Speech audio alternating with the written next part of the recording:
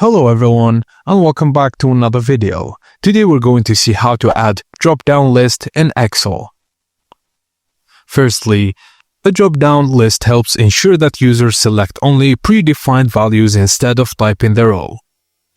Go to Sheet 2 on your workbook and in a column, for example A1, A3, type the items you want to appear in the drop-down list, like yes, no or maybe. Now go back to Sheet 1 and click the cell where you want your drop-down list to appear, for example B1. On the Data tab, go to the Data Tools group and click Data Validation. This will open the Data Validation dialog box.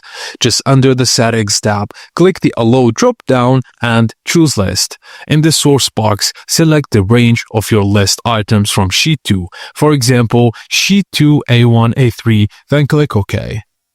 You'll now see a drop-down arrow in the selected cell. Click it to view and select an item from your list. To reuse the drop-down list, select the cell containing it, then press Ctrl+C, and then select the target cells and then Ctrl+V to paste it. And now every user must pick from your list, keeping your data accurate and clean. And that's it guys, as simple as that. Thank you for watching and please don't forget to like and subscribe for more.